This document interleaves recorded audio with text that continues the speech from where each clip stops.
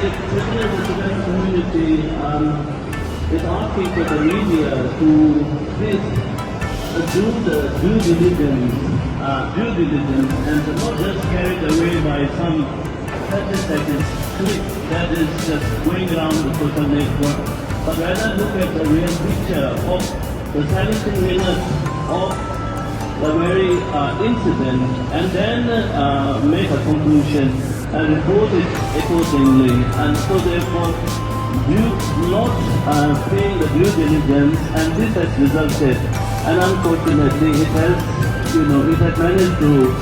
bring bad name to His Holiness, who has worked tirelessly for the sake of not just Tibetan people but for the world itself. And you all know that Holiness is